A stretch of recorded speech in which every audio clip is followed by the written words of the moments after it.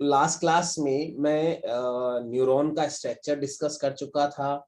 Myelinated neurons क्या होते हैं, नॉन माइलिनेटेड न्यूरॉन्स क्या होते हैं, ये हम डिस्कस कर चुके हैं। Type of neurons on the basis of the polarity, मैंने कहा था 3 तरह के होते हैं, unipolar neuron, bipolar neuron, multipolar neuron, और कहाँ मिलते हैं ये हम डिस्कस कर चुके थे। और आज हम डिस्कशन करने जा रहे हैं अबाउट द इम्पल्स कंडक्शन, है ना।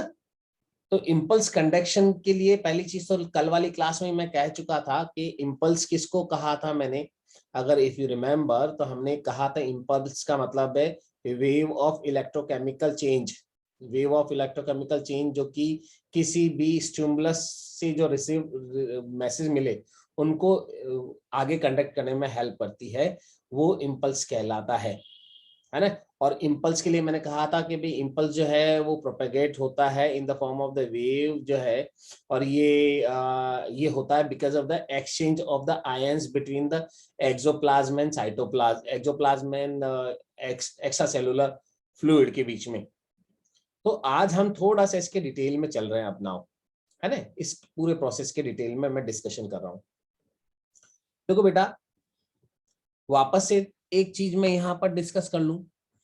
अगर आपको याद हो तो जब हमने लास्ट क्लास में एक्सॉन के बारे में डिस्कशन किया था, तो मैंने कहा था ये एक्सॉन था, और इस एक्सॉन की ये मेम्ब्रेन जो थी इसको हमने क्या कहा था, एक्सोलेमा कहा था,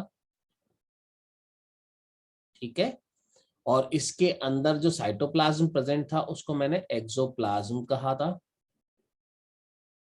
दिस इज एक्सोप्लाज्म। और इसके बाहर, इस एक्सॉन के बाहर, यहां पर भी तो फ्लूइड है, और यहां पर जो फ्लूइड है, इस फ्लूइड को क्या बोलते हैं, इसको हम बोलते हैं ECF, extra cellular fluid. ECF का मतलब अपन को पता है ना, एक्स्ट्रा सेल्यूलर फ्लूइड, ठीक है, ईसीएफ। तो देखो, हमने कल वाली क्लास में कहा था कि इंपल्स का जो कंडक्शन होता है एक्सॉन के अंदर वो इलेक्ट्रोकेमिकल होता है। इंपल्स का कंडक्शन है इलेक्ट्रोकेमिकल फॉर्म में। यहाँ पर इसके अंदर जो इंपल्स कंडक्ट हो रहा है वो इलेक्ट्रोकेमिकल फॉर्म में हो रहा है, जिसमें से मैंने कहा था इलेक्ट्रिकल फॉर्म में तो हो रहा है एक्सॉन पार्ट में, और सिग्नल्स वाले रीजन पे जो हो रहा है वो हो रहा है केमिकल तरीके से। तो क्वेश्चन आया भाई कि ये जो इलेक्ट्रिकल फॉर्म में आप जो इंपल्स कंडक्शन बता रहे हो ये किसके कारण हो रहा है, तो हम कहते हैं भाई ये हो रहा है इस ईसीएफ और इस एक्सोप्लाज्म के बीच में रैपिड एक्सचेंज ऑफ आयंस के कारण। आयंस का रैपिड एक्सचेंज होता है, बाहर से अंदर या अंदर से बाहर जाना होता है कुछ स्पेसिफिक आयंस का, और उसके कारण से इंपल्स जो है वो कंडक्ट होता है, और वो इंपल्स ट्रेवल करता है एक्सॉन में से होता हुआ, और क्या होता है, टर्मिनल एंड तक पहुंचता है, और वहां जाके ये फिर केमिकल फॉर्म में एक न्यूरॉन से दूसरे न्यूरॉन को जाएगा। माने माने exchange of ion in between ECF and axoplasm is responsible for the propagation of impulse. It is responsible for the propagation of impulse along the axon. Axon में यहां पर इसके लिए रेस्पॉन्सिबल होता है। तो अब एक चीज और मैंने बोली थी, 3 वर्ड्स का मीनिंग हम यहां डिस्कस करेंगे। ऑल एंड नन लॉ में लास्ट वाली क्लास में बता चुका हूं, पिछले वाले वीडियो में आप देख लेना। अभी भी किसी को कंफ्यूजन हो तो मैंने कहा था कि थ्रेशोल्ड वैल्यू से कम हो तो कंडक्ट नहीं करेगा, और उससे ज्यादा हो तो भी कोई फर्क नहीं पड़ता है, सेम स्पीड के साथ रन करता है ना। और सम्मेशन, लॉ ऑफ सम्मेशन में यहां बता चुका था, ठीक है। ये सारी चीजें मैं बता चुका हूं। अब देखो बेटा, मैं जो डिस्कशन करने वाला हूं वो क्या है कि मान लो ये एक्सॉन है, दिस इज द एक्सॉन, और अभी कोई इंपल्स जनरेट नहीं हुआ, नो इंपल्स, अभी कोई इंपल्स नहीं है। ध्यान देना, मैं कंडीशन नंबर 1 बोल रहा हूं कि no impulse is conducting right now, no impulse is conducting right now. तो इस समय इस ECF जो ये बाहर फ्लूइड है ECF, और इस एक्सोप्लाज्म में कॉन्सेंट्रेशन ऑफ आयन कैसे कैसे क्या है। तो यहां एक खास बात अगर मैं कहूं तो क्या है, अगर इस एक्सोप्लाज्म के इस एक्सोप्लाज्म के बाहर की ओर और अंदर की ओर, है ना, यहां पर इलेक्ट्रोड्स लगा के, माइक्रो इलेक्ट्रोड्स लगा के, और अगर इनके बाहर और अंदर इलेक्ट्रिक पोटेंशियल को ऑब्जर्व किया जाए, इलेक्ट्रिक पोटेंशियल को ऑब्जर्व किया जाए, तो आप देखोगे कि बाहर और अंदर जो है इलेक्ट्रिक पोटेंशियल में डिफरेंस है। अब क्वेश्चन है इलेक्ट्रोड्स कौन से लगाएंगे सर, किससे लगाएंगे? तो वो इलेक्ट्रोड जो यहाँ लगाए जाते हैं वो ऑसिलोस्कोप के साथ कनेक्टेड होते हैं, सीआरटी ऑसिलोस्कोप के साथ, और उनके हेल्प से हम इस न्यूरॉन की एक्सोलेमा मेम्ब्रेन के बाहर और अंदर जो है चार्जेस का कैलकुलेशन कर सकते हैं। और जब इस तरह से कैलकुलेशन किया गया तो पता पड़ा हमको कि जब कोई इंपल्स कंडक्ट नहीं हो रहा है उस समय इस एक्सोलेमा के अंदर ओवरऑल नेगेटिव चार्ज है और बाहर की ओर ओवरऑल पॉजिटिव चार्ज होता है। बाहर की ओर ओवरऑल पॉजिटिव चार्ज होता है और अंदर की ओर ओवरऑल नेगेटिव चार्ज होता है।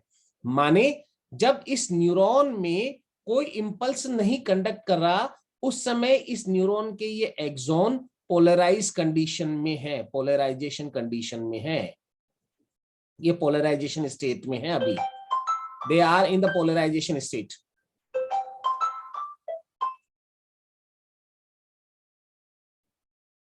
हाँ बेटा, तो देखो जब इंपल्स, कोई इंपल्स कंडक्ट नहीं हो रहा है, नो इंपल्स कंडक्शन, ठीक है, जब कोई इंपल्स कंडक्ट नहीं हो रहा है उस समय मैं बोल रहा हूं न्यूरॉन किस कंडीशन में है, न्यूरॉन उस समय पोलराइज कंडीशन में, पोलराइज कंडीशन में है, माने outside the axoplasm overall positive charge है और अंदर की ओर नेगेटिवली चार्ज है। क्वेश्चन आया ऐसा क्यों है? तो उसका कारण यह है कि जब इनकी कॉन्सेंट्रेशन को देखा गया तो हमको पता पड़ा कि इसके अंदर की ओर, इसके अंदर की ओर, एक सेकेंड,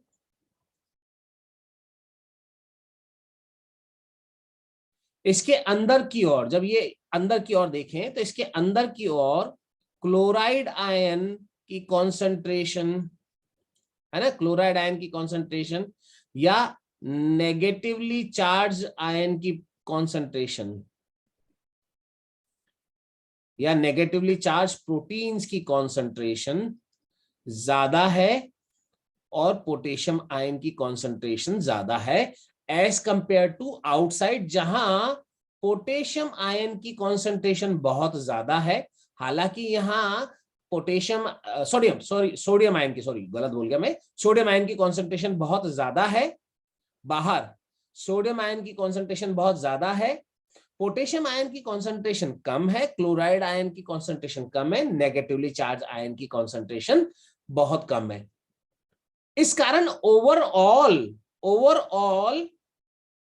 ये मेम्ब्रेन जो है पोलराइज्ड है, अंदर की ओर नेगेटिवली चार्ज है, बाहर की ओर पॉजिटिवली चार्ज है।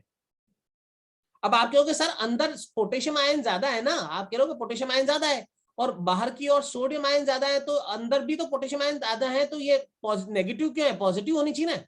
वो इसलिए क्योंकि ओवरऑल मिला के यहाँ पॉजिटिव तरीके के चार्जेस ज्यादा है, उसमें सोडियम आयन की कॉन्सेंट्रेशन बहुत ज्यादा है, इसलिए ये पॉजिटिवली हो गया, और अंदर पोटेशियम आयन है तो सही लेकिन chloride and negatively charge protein की कॉन्सेंट्रेशन उससे भी ज्यादा है और इसलिए ये ओवरऑल अंदर से नेगेटिवली चार्ज हो गया। यानी न्यूरॉन अभी कैसी स्टेट में, पोलराइज स्टेट में। तो जब इंपल्स कंडक्ट नहीं हो रहा होता है उस समय न्यूरॉन कैसी स्टेट में होता है, अगर आपसे पूछे तो हम कहते हैं भाई ये पोलराइज स्टेट में होता है। और इस समय बाहर और अंदर अगर इलेक्ट्रोड लगा के और इलेक्ट्रिक पोटेंशियल को कैलकुलेट किया जाए तो दोनों बाहर और अंदर के बीच में इलेक्ट्रिक पोटेंशियल में डिफरेंस आएगा और वो जो डिफरेंस आएगा वो कहलाता है इस समय resting membrane potential, resting membrane potential कहलाता है। इन शॉर्ट इसी को हम RMP कहते हैं, this is called as RMP। जो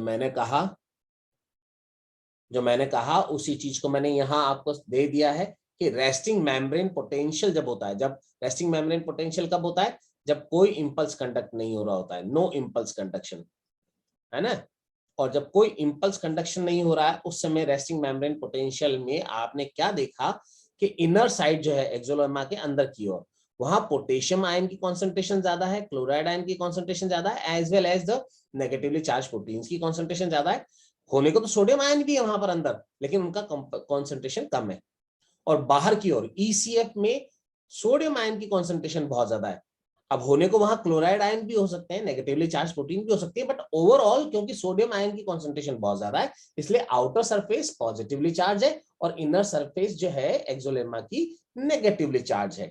माने इस समय अगर हम देखें तो यहाँ एक आउटर और इनर सरफेस के बीच में मेम्ब्रेन, इस आउटर सरफेस और इनर सरफेस के बीच में एक पोटेंशियल डिफरेंस है, जिसको मैंने क्या कहा, रेस्टिंग मेम्ब्रेन पोटेंशियल डिफरेंस कहा।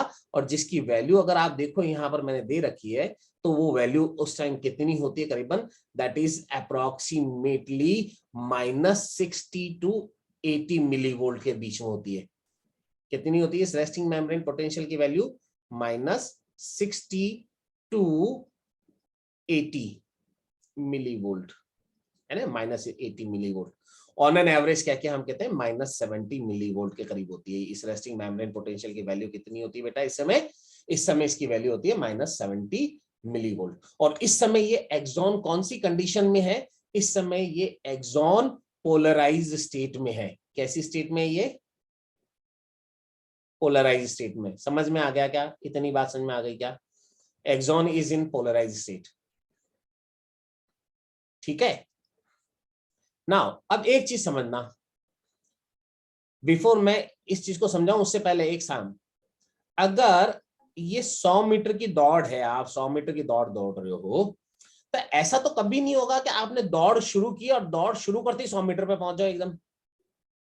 आप जब 100 मीटर की दौड़ना शुरू करते हो, तो आप दौड़ना शुरू हुए तो 10 मीटर पहुंचे, यानी अभी अभी इस 100 मीटर में से 10 मीटर पहुंचे, तो बाकी के 90 मीटर क्या है, अभी भी अनटच्ड है। फिर 20 मीटर पहुंचे तो अब 80 मीटर अनटच रही, फिर 50 मीटर पहुंचे तो बाकी 50 मीटर अनटच रही, है ना। मैं ये क्यों कह रहा हूं, समझना मेरी बात को।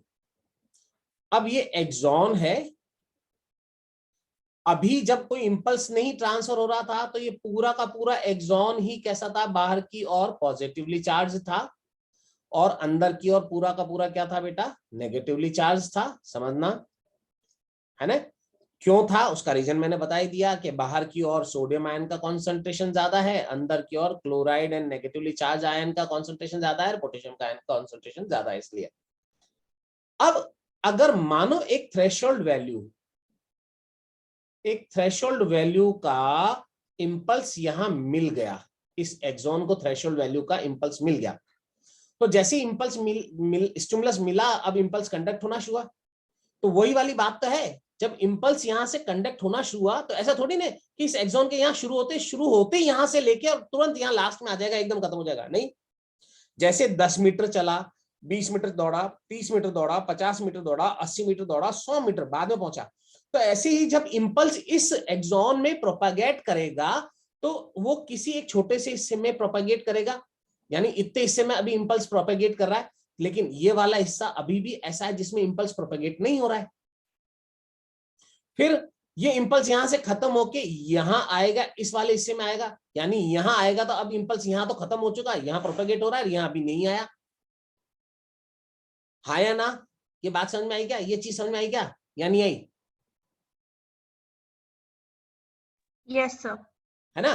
तो समझना क्या समझाना चाह रहा हूं, जो अब मेरी बात समझ में आ जाएगी तुमको, कि अगर ये एक्सॉन जो है, इस एक्सॉन को एक थ्रेशोल्ड वैल्यू का स्टिमुलस मिल गया और इसमें इंपल्स कंडक्ट होना शुरू हुआ, तो जहां इंपल्स कंडक्ट हो रहा है, जिस वाले एरिया में इंपल्स कंडक्ट हो रहा है, ये ECF और ये एक्सोप्लाज्म लिख देता हूं ताकि समझ में आ जाए। जहां इंपल्स कंडक्ट हो रहा है उतने से हिस्से में, मान लो ये वाला हिस्सा है जहां इंपल्स कंडक्ट हो रहा है अभी, तो उतने से हिस्से में क्या होता है, यहां सोडियम आयन के लिए परमिएबिलिटी में चेंजेस होते हैं। सोडियम आयन के लिए ये एक्सोलेमा जो है ना, ये एक्सोलेमा, इसकी परमिएबिलिटी में चेंजेस आते हैं, इसकी परमिएबिलिटी में चेंजेस आते हैं।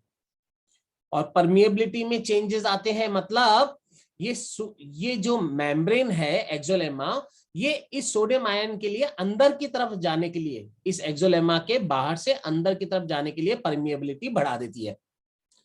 तो उस हिस्से में जहां अभी इंपल्स कंडक्ट हो रहा है, वहां सोडियम आयन बाहर से अंदर आना शुरू होता है, तुरंत तेजी से रैपिडली ये सोडियम आयन बाहर से अंदर आना शुरू होता है। और सोडियम आयन अंदर आया, सोडियम आयन अंदर आया, सोडियम आयन अंदर आया, सोडियम आयन अंदर आया, सोडियम आयन अंदर आया। तो सोडियम आयन अंदर आ रहा है, ऑलरेडी पोटेशियम आयन था ही, है ना। तो उसके कारण से इस वाले हिस्से में अब आप क्या देखते हो, जहां इंपल्स कंडक्ट हो रहा है, जहां इंपल्स कंडक्ट हो रहा है, वहां बाहर और अंदर की पोलैरिटी में चेंज हो गया सोडियम आयन के अंदर आने के कारण। और अब अगर आप देखो सोडियम आयन अंदर आए जा रहा है, सोडियम आयन अंदर आए जा रहा है इस वाले हिस्से में, तो इसके कारण एक्सोलेमा अंदर से पॉजिटिवली चार्ज हो गई और बाहर से एक्सोलेमा कैसी हो गई, नेगेटिवली चार्ज। जबकि ये वाला हिस्सा जहां अभी इंपल्स कंडक्ट नहीं हो रहा है, अभी वहां पर वही पहले वाली कंडीशन ही है, बाहर की तरफ कैसा ही है, अभी भी पॉजिटिवली चार्ज ही है ना, और अंदर की तरफ अभी भी कैसा है, नेगेटिवली चार्ज ही है, ऐसे है। और अगर ध्यान हो तो इस वाले स्टेट को क्या कहा था मैंने, इसको कहा था पोलराइज स्टेट, ठीक है। यानी ये वाला न्यू एक्सॉन का पार्ट अभी भी कौन सी स्टेट में है, पोलराइजेशन में है। और इस वाले हिस्से में, ये वाला हिस्सा जहां इंपल्स कंडक्ट हो रहा है, इसमें आयंस की कॉन्सेंट्रेशन चेंज हो गई, अब बाहर नेगेटिवली चार्ज हो गया और अंदर पॉजिटिवली चार्ज हो गया। यानी ये अब अगली स्टेट में आ गया, और वो कौन सी स्टेट है, डीपोलराइजेशन स्टेट। माने जब डीपोलराइजेशन होता है उस समय इंपल्स का कंडक्शन हो रहा होता है उस वाले एरिया में, और वो होता है because of the change in the permeability of axolemma for the sodium ion, और सोडियम आयन रैपिडली अंदर जाना शुरू हो जाते हैं, इस कारण से ये होता है। और इसी स्टेट को हम डीपोलराइज स्टेट कहते हैं। और जब सोडियम आयन का कॉन्सेंट्रेशन अंदर जा रहा है, तो मैंने कहा, क्या कहा कि एक थ्रेशोल्ड वैल्यू का इंपल्स यहां पर मिला होगा इसको, और वो थ्रेशोल्ड वैल्यू का इंपल्स मिलने से बाहर की तरफ नेगेटिवली चार्ज और अंदर की तरफ पॉजिटिवली चार्ज हो गया। यानी इस समय अगर इसका पोटेंशियल कैलकुलेट किया जाए बाहर और अंदर, तो वो जो पोटेंशियल आएगा उसको हम बोलते हैं एक्शन पोटेंशियल। क्या बोलते हैं इसको, action potential.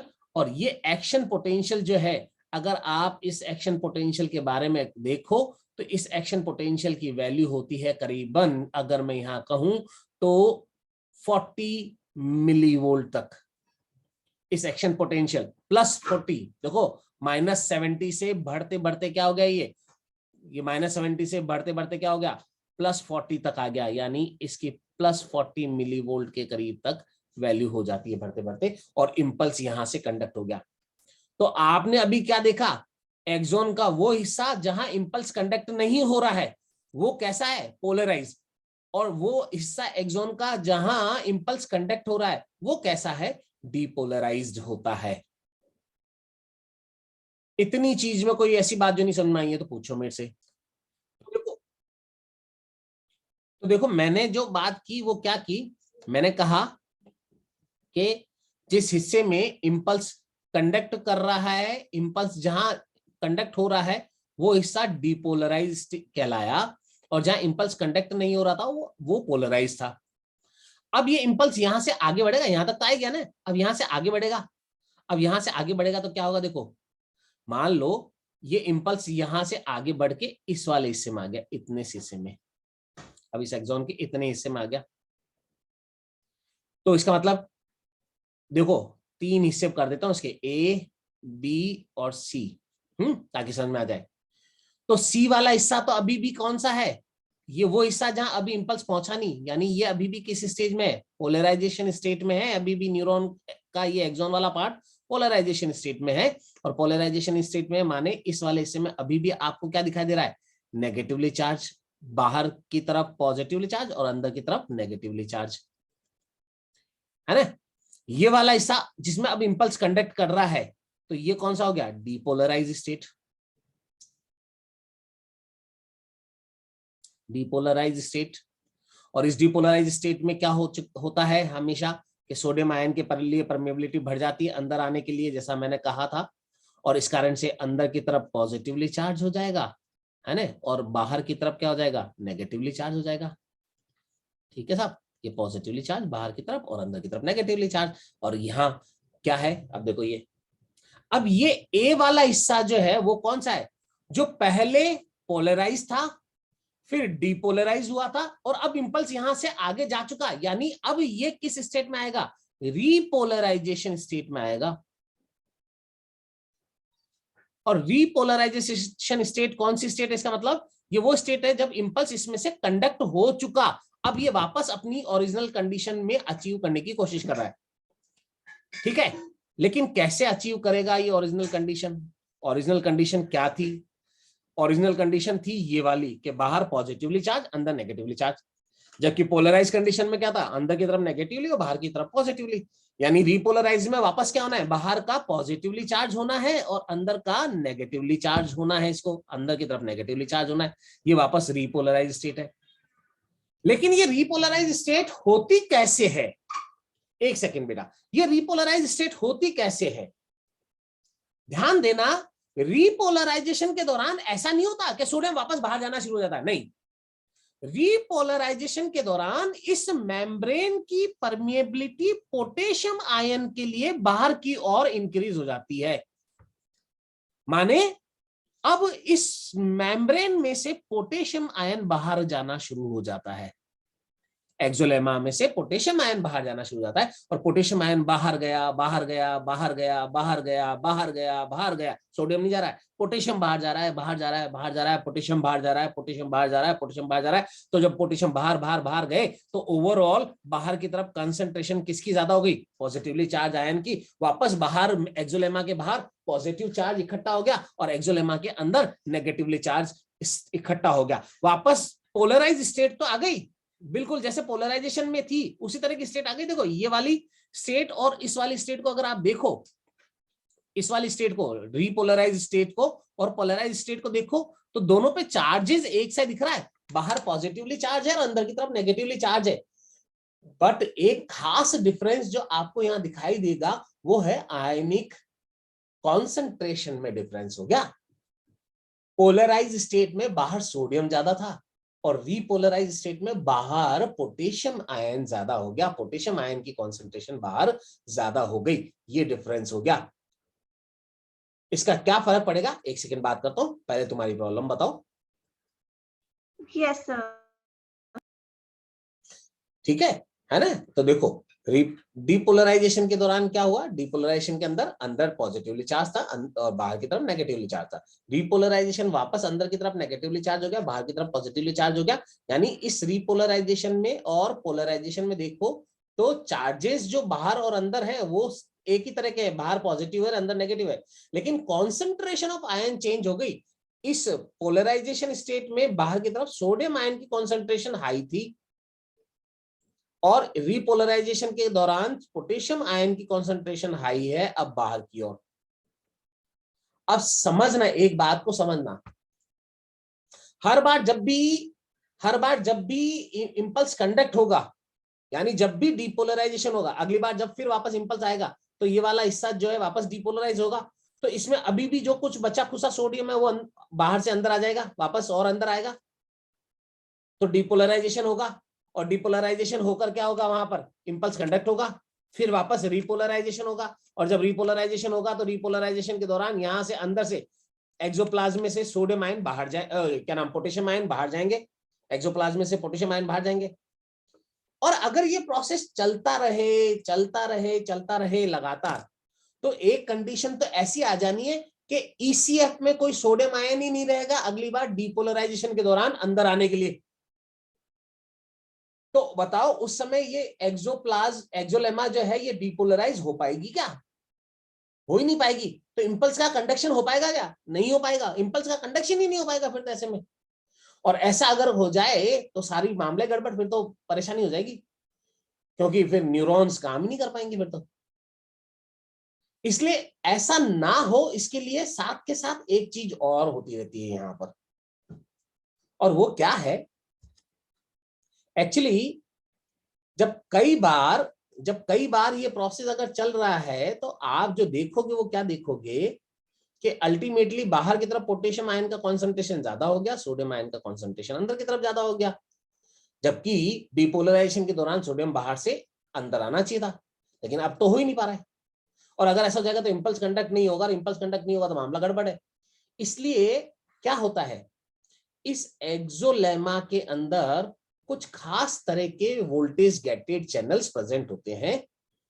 Voltage gated channels class 11 में अगर तुमको ध्यान हो तो पढ़ा है तुमने कि मेम्ब्रेन्स के अंदर कुछ प्रोटीन चैनल्स होते हैं, प्रोटीन चैनल्स याद है ना। और वो प्रोटीन चैनल जो यहाँ पर प्रेजेंट होते हैं इन मेम्ब्रेन्स में, अगर वो एनर्जी लिंक्ड होते हैं, एनर्जी कंज्यूम करके सब आयंस को बाहर से अंदर या अंदर से बाहर भेजते हैं, तो उनको हम बोलते हैं voltage gated channels, voltage gated channels बोलते हैं। तो एक्सोलेमा की मेम्ब्रेन में भी वोल्टेज गेटेड चैनल्स होते हैं अलग अलग तरह के, और उनमें से एक वोल्टेज गेटेड चैनल यहां जो बहुत काम आता है वो है sodium potassium pump, sodium potassium pump या sodium potassium voltage gated channels. ये sodium potassium voltage gated channels normally ऐसे बंद रहते हैं, ये बंद है, ठीक है। अब क्या हुआ, लगातार डीपोलराइजेशन के दौरान सोडियम अंदर आ रहा है और रीपोलराइजेशन के दौरान पोटेशियम बाहर जा रहा है, तो कॉन्सेंट्रेशन डिस्टर्ब हो गई। और जब ऐसा कुछ हुआ तो इस कॉन्सेंट्रेशन को वापस रीस्टोर करो, नहीं तो एक कंडीशन ऐसी आएगी कि इंपल्स कंडक्ट भी नहीं हो पाएगा। इसलिए ये सोडियम पोटेशियम पंप जो ये मैंने दिखाया है, एक सोडियम पोटेशियम पंप है, ये सोडियम पोटेशियम पंप काम करता है। ये sodium potassium pump voltage gated channel है, माने एटीपी एनर्जी यूज की जाएगी, एटीपी एनर्जी यूज की जाएगी यहां पर आयंस को बाहर से अंदर या अंदर से बाहर भेजने के लिए। तो होता क्या है, अंदर से 3 सोडियम के आयंस को बाहर इन वोल्टेज गेटेड चैनल से भेजा जाता है, उस समय 2 पोटेशियम के आयन को एक्सोप्लाज्म में से बाहर ईसीएफ में से एक्सोप्लाज्म में भेजा जाएगा, इन वोल्टेज गेटेड चैनल को ओपन करके और एटीपी एनर्जी यूज करके। और इस तरह से हर बार ये सोडियम के 3 आयन बाहर आ रहे और पोटेशियम के 2 आयन अंदर जा रहे, तो हमेशा हमेशा क्या होता रहेगा, हमेशा बाहर की तरफ कॉन्सेंट्रेशन किसकी ज्यादा बनी रहेगी, हमेशा बाहर की तरफ कॉन्सेंट्रेशन सोडियम आयन की ज्यादा बनी रहेगी और अंदर पोटेशियम आयन की कॉन्सेंट्रेशन ज्यादा बनी रहेगी। इस तरह से ये वोल्टेज गेटेड चैनल वापस उस ओरिजिनल आयनिक बैलेंस को जो यहां पर था, आयनिक कॉन्सेंट्रेशन जो यहां था पोलराइजेशन के दौरान, उसको रिगेन करते रहते हैं और रिगेन करके और इस तरह से इंपल्स के कंडक्शन में यहां पर हेल्प करते हैं। इस तरह से ये आयनिक बैलेंस बना रहता है, तभी ये लगातार काम करता रहता है। तो क्या होता है, पहले पोलराइज्ड था, फिर डिपोलराइज हुआ, फिर रिपोलराइज हुआ, और साथ साथ ही क्या, ये सोडियम पोटेशियम पंप या sodium potassium voltage gated channels by using ATP energy क्या करते रहते हैं, 3 सोडियम आयन एक्सोप्लाज्म में से बाहर भेजते हैं और बाहर से ईसीएफ से 2 पोटेशियम आयन उसी टाइम एंटीपोर्ट के थ्रू अंदर जाते हैं और वापस रिस्टोर करते हैं और ओरिजिनल कॉन्सेंट्रेशन को, ताकि ये प्रोसेस कंटिन्यू चलता रहे। और इसी को कहते हैं impulse conduction in electrical form. ये इलेक्ट्रिकल फॉर्म में इंपल्स कंडक्शन हो गया, कहां पर, इन द एक्सॉन पार्ट, ठीक है। अब सोचो, अगर यहां माइलिन शीट है, अगर यहां माइलिन शीट है इस जगह पे, सपोज करो, तो माइलिन शीट है, तो यहां पर इस वाले हिस्से में, इतने से हिस्से में, ये जो वाला हिस्सा है, ये वाला जहां माइलिन शीट है, इस माइलिन शीट वाले हिस्से में तो परमेबिलिटी जो है इस मेम्ब्रेन की चेंज ही नहीं होगी सोडियम आयन के लिए। और जब सोडियम आयन के लिए परमेबिलिटी चेंज नहीं होगी तो यहाँ सोडियम आयन बाहर से अंदर आएगा क्या, डिपोलराइजेशन के दौरान नहीं आएगा। तो सोडियम आयन तो कहाँ आएगा डिपोलराइजेशन के दौरान, सिर्फ यहीं तो आएगा जहां माइलिन शीट नहीं है। ये यहाँ पर भी माइलिन शीट है ना, तो यहीं तो आएगा सोडियम आयन बाहर से अंदर की ओर, या पोटेशियम आयन बाहर जाएगा जब डिपोलराइजेशन के दौरान, यहीं तो जाएगा। इसलिए क्या देखते हो आप कि इंपल्स यहां और उसके बाद तुरंत इंपल्स यहां, उसके बाद तुरंत इंपल्स यहां, तो ऐसा नहीं लग रहा है जैसे इंपल्स ये देखो ये जंप लगाता हुआ चल रहा है यहाँ पर, जिसको हम क्या कहेंगे, साल्टेटरी मूवमेंट, साल्टेटरी मूवमेंट। और ये साल्टेटरी मूवमेंट या saltatory conduction of impulse in myelinated neurons, ये इंपल्स की स्पीड को बढ़ा देता है ताकि वो फास्टली ट्रेवल करके आगे जा पाए। ये एक्सॉन के अंदर इस इंपल्स के कंडक्शन को समझाया किसने था? इसको समझाया था दो साइंटिस्ट, एक का नाम था हुडकिंग एंड एक थे हक्सले, और इसलिए इस थ्योरी को कहा गया Hodgkin and Huxley's theory of impulse conduction in axon. इतनी चीज में कोई ऐसी बात जो कि नहीं समझ में आई है तो पूछो मेरे से।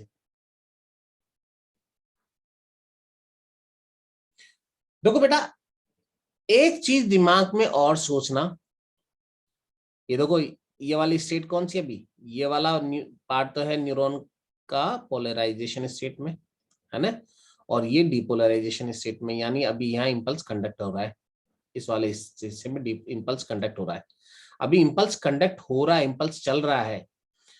अभी पहला इंपल्स, कोई एक्स इंपल्स मिला था, वो एक्स इंपल्स अभी चल रहा है इस हिस्से में, और इस इंपल्स के यहां से आगे जाने से पहले ही मैं एक वाई इंपल्स और दे दूं, तो क्या वो वाई इंपल्स कंडक्ट हो जाएगा क्या इसमें से? बताओ जरा।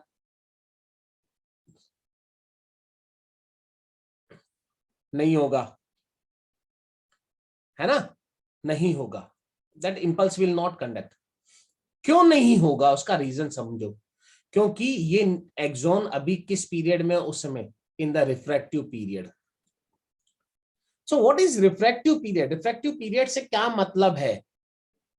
रिफ्रैक्टिव पीरियड से मतलब है कि अगर किसी एक न्यूरॉन में से पहला इंपल्स क्या है, कंडक्ट हुआ है, अभी पहला इंपल्स कंडक्ट हुआ है या कंडक्ट हो रहा है ना, उसके बाद अगर सेकंड इंपल्स दे दिया जाए तो भी उस इंपल्स को कंडक्ट नहीं किया जाए, जितनी देर के लिए वो सेकंड इंपल्स को कंडक्ट नहीं किया जाए, वो पीरियड रिफ्रैक्टिव पीरियड कहलाएगा। That period will be called as refractive period. Just after the first impulse, if the second impulse is given and second impulse is not conducted for a particular duration of time, तो वो duration of time जिसके लिए वो impulse conduct नहीं हो पा रहा है, वो time period क्या कहलाता है? That is called refractive period. अब ये refractive period क्यों हुआ, मतलब ये impulse conduct क्यों नहीं हो पाया? क्योंकि डिपोलराइजेशन के दौरान हुआ क्या था, यहां पर जो सोडियम चैनल से वो ओपन हुए थे और इनके कारण सोडियम अंदर गया था। असल में परमेबिलिटी कैसे हुई थी कि सोडियम चैनल्स के ओपन होने से ये सोडियम आयन अंदर गया था, ठीक है। और एक बार सोडियम आयंस अंदर चले गए, उसके बाद ये चैनल्स कुछ देर के लिए कैसे हो जाते हैं? इनएक्टिवेटेड हो जाते हैं। अब ये दोबारा वापस फिर खुल के फिर सोडियम को अंदर नहीं भेज सकते, ये they get inactivated for some duration. बस वो उतनी देर के लिए जितनी देर के लिए सोडियम चैनल्स जो है ये इनएक्टिवेटेड रहते हैं, उतनी देर के लिए दोबारा अगर कोई दूसरा इंपल्स मिल भी जाए तो वो कंडक्ट नहीं होगा इसमें से, और वही देर उतना ही टाइम जिसके लिए वो काम नहीं कर रहा, इनएक्टिवेटेड रहते हैं वो चैनल्स, वो कहलाता है रिफ्रैक्टिव पीरियड। जब ये मेम्ब्रेन वापस रेस्टिंग मेम्ब्रेन पोटेंशियल स्टेट में आ जाएगी, रेस्टिंग मेम्ब्रेन पोटेंशियल स्टेट में, अभी ये एक्शन पोटेंशियल स्टेट में जब इंपल्स कंडक्ट हो रहा था, तो ये वापस जब रेस्टिंग मेम्ब्रेन पोटेंशियल स्टेट में आ जाएगी, तब ही ये जो चैनल्स हैं सोडियम चैनल जो वापस बाहर से अंदर की तरफ सोडियम को आने देते हैं, वो ओपन हो पाएंगे और तभी इंपल्स कंडक्ट हो पाएगा, नहीं तो नहीं हो पाएगा। तो इसी पीरियड को हमने क्या कहा? रिफ्रैक्टिव पीरियड कहा। और साल्टेटरी कंडक्शन में बता ही चुका हूं क्या what do you mean by the saltatory conduction, ठीक है। तो इस तरह से ये तो मैंने बात की यहां पर इलेक्ट्रोकेमिकल इंपल्स कंडक्शन कैसे होता है ना बेटा। नाउ नेक्स्ट बात हम करते हैं अबाउट द सिनेप्स। अगर तुमको ध्यान हो तो मैंने जब एक्सॉन का स्ट्रक्चर डिस्कस किया था तो मैंने कहा था एक्सॉन की ये टर्मिनल ब्रांचिंग थी, ये टर्मिनल ब्रांचेस, और इन टर्मिनल ब्रांचेस को मैंने कहा था कि ये सोलन अप होती है लास्ट में, देखो ये है ना, और जिनको मैंने प्री सिनेप्टिक बटन कहा था। और मैंने कहा था अगला वाला जो न्यूरॉन है उसके डेंड्राइट के साथ ये कनेक्टेड होती है इस तरह से ही हो, लेकिन फिजिकल कनेक्शन नहीं होता है, दे आर क्लोजली एसोसिएटेड। बस इस तरह से देखो, ये फिजिकल कनेक्शन नहीं है, एक दूसरे से जुड़ी हुई नहीं है, ऐसे जोड़ नहीं रखी है मैंने, ऐसे नहीं करा है, ध्यान देना, है ना। तो मैं इतने से हिस्से को अगर एनलार्ज करके दिखाऊं तो ये देखो ये डायग्राम ऐसा है बेटा, ये वाला, ये देखो यहाँ पर जो दिखाया है, इफ यू सी, ये देखो ये हो गया क्या, pre synaptic button, this is the pre synaptic button, ये वाला इस टर्मिनल ब्रांच का Solan part, pre synaptic button. और ये डेंड्राइट वाला हिस्सा है, ये डेंड्राइट वाला हिस्सा है, देखो डेंड्राइट, ये डेंड्राइट वाला पार्ट हो गया ये, इन दैट वे। ओके, तो इंपल्स यहां से इस टर्मिनल ब्रांच तक, यहां तक तो कैसे आया था, यहां तक तो एक्शन पोटेंशियल आया था इलेक्ट्रिकल फॉर्म में, लेकिन अब क्योंकि ये वाला और ये वाला जो स्नैप्स आपस में तो जुड़े हुए ही नहीं है, सिनेप्स वाली जगह पे ये दोनों आपस में ये तो जुड़े हुए ही नहीं है, तो ये कहलाया क्या, दिस इज कॉल्ड सिनेप्स। पहली चीज तो इस स्ट्रक्चर को क्या कहते हैं, सिनेप्स कहते हैं। तो आपसे एक क्वेश्चन तो पूछा जा सकता है भाई ये सिनेप्स बना हुआ किस किस से, तो देखो सिनेप्स किससे बना हुआ है, pre synaptic button, pre synaptic button है ना, प्लस ये जो गैप, ये छोटा सा यहाँ जगह दिख रही है ये, which is called as synaptic cleft, synaptic cleft, ठीक है। और उसके बाद इस डेंड्राइट का ये वाला हिस्सा, ये वाला जो हिस्सा है, this is called post synaptic neuron, post synaptic button भी कह लेते हैं, पोस्ट सिनेप्टिक बटन कह दूं मैं इसको, है ना। इन तीन चीजों से मिलके हमारा सिनेप्स वाला पोर्शन बन रहा है, और यहाँ इनमें फिजिकल कांटेक्ट नहीं है। तो इंपल्स कैसे जाएगा, तो हम कहते हैं भाई यहाँ इंपल्स जाने का तरीका एक ही हो सकता है, और वो है केमिकल फॉर्म में, केमिकल फॉर्म में। तो कैसे, तो हम कहते हैं भाई ये जो प्री सिनेप्टिक बटन है ना, इन प्री सिनेप्टिक बटन में यहाँ छोटी छोटी सी वेसिकल्स होती हैं, जिन वेसिकल्स में न्यूरोट्रांसमीटर्स भरे होते हैं, ये देखो ये वेसिकल्स, और इन वेसिकल्स के अंदर क्या है, न्यूरोट्रांसमीटर्स। न्यूरोट्रांसमीटर्स क्या, न्यूरोट्रांसमीटर्स वो केमिकल्स हैं जो इंपल्स को एक न्यूरॉन से दूसरे न्यूरॉन को भेजने का काम करते हैं। और ये न्यूरोट्रांसमीटर कई सारे तरीके के होते हैं जो हमारे नर्वस सिस्टम में मिलते हैं, लेकिन उनमें से जो मोस्ट कॉमन जो मेनली ये काम करता है उस न्यूरोट्रांसमीटर का नाम है एसिटाइल कोलिन।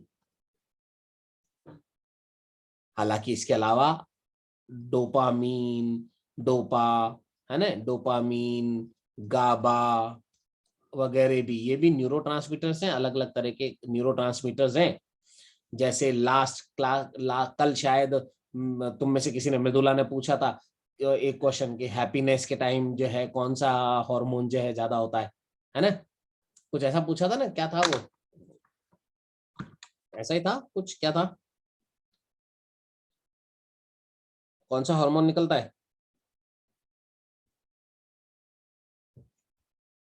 एक क्वेश्चन पूछा था तुम में से किस एक ने कि ड्यूरिंग द रिलैक्स मूड है ना, और during the sleep which gives relax your mood during the sleep, आपके स्लीप के समय जो है वो आपको रिलैक्स कौन करता है, तो वो यहाँ पर एक न्यूरोट्रांसमीटर होता है जो आपको रिलैक्स और डीप स्लीप इंड्यूस करता है, डोपामीन। तो वो, तो यहाँ पर ये डोपामीन एक न्यूरोट्रांसमीटर है, गाबा इज ऑल्सो है न्यूरोट्रांसमीटर, लेकिन मोस्ट कॉमन न्यूरोट्रांसमीटर जो हमारे अंदर इंपल्स को कंडक्ट करने का काम करता है दैट इज द एसिटाइलकोलिन। तो यहाँ ये देखो न्यूरॉन, इसके अंदर ये एसिटाइलकोलिन जैसे यहाँ पर क्या प्रेजेंट है, ये न्यूरोट्रांसमीटर्स भरे हुए होते हैं, ठीक है। और इन न्यूरोट्रांसमीटर्स के लिए इन पोस्ट सिनेप्टिक बटन्स पे यहाँ पर रिसेप्टर्स होते हैं, जैसे देखो ये रिसेप्टर है, ये कोई दूसरा रिसेप्टर है, ये कोई अगला रिसेप्टर है, इस तरह से यहाँ रिसेप्टर्स होते हैं इनमें, here the receptors are present.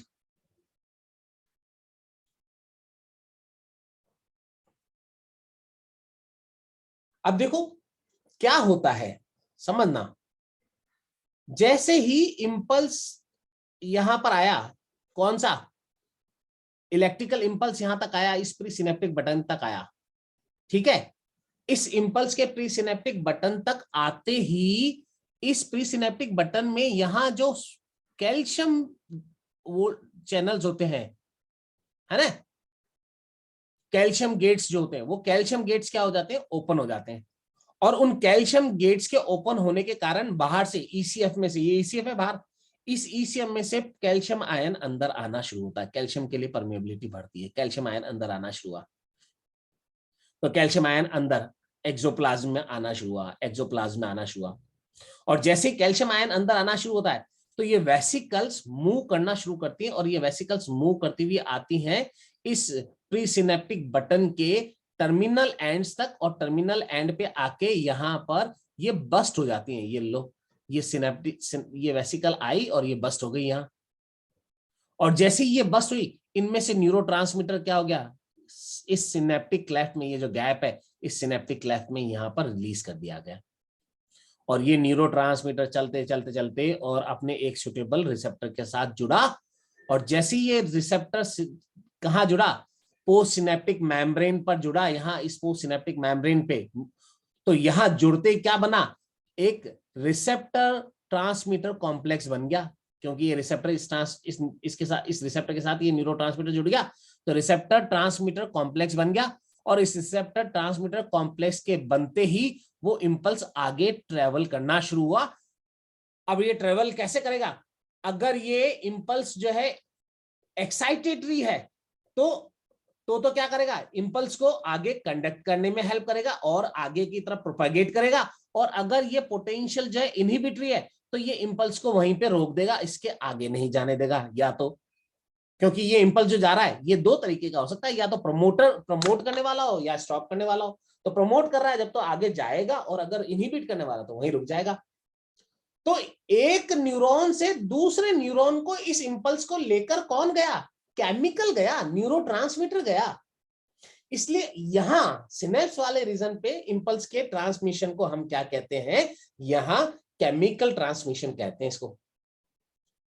लेकिन एक चीज समझना, ये एक बार वेसिकल यहां से फटा, और इस वेसिकल के फटने से अगर ये न्यूरोट्रांसमीटर एसिटाइल कोलिन आया और वो यहां जुड़ गया इस रिसेप्टर के साथ, और जुड़ा ही रहे, तो अगली बार कोई इंपल्स को लेकर यहां कौन आएगा, और वो उसके लिए तो जगह खाली ही नहीं है, और वो न्यूरोट्रांसमीटर यहां जुड़ ही नहीं सकता।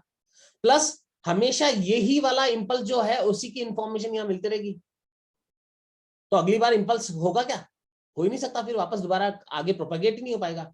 इसलिए एक बार इंपल्स कंडक्ट हो गया, यहां से केमिकल इंपल्स यहां कंडक्ट हो गया, उसके बाद अब इस न्यूरोट्रांसमीटर को जो यहां जुड़ा हुआ है इसको खत्म करो, यहां से इसको हटाओ, इस रिसेप्टर को वापस खाली करो, ताकि नेक्स्ट टाइम फिर कोई अगर वेसिकल बस्ट हो और फिर न्यूरोट्रांसमीटर आके यहां जुड़े तो वापस इंपल्स प्रोपेगेट हो पाए, है ना साहब। तो ये कौन करता है, ये कौन करता है, तो हम कहते हैं भाई यहां पर एक एंजाइम होता है, क्या नाम बोल रहा हूं मैं उस एंजाइम का, that enzyme is called Colin esterase enzyme.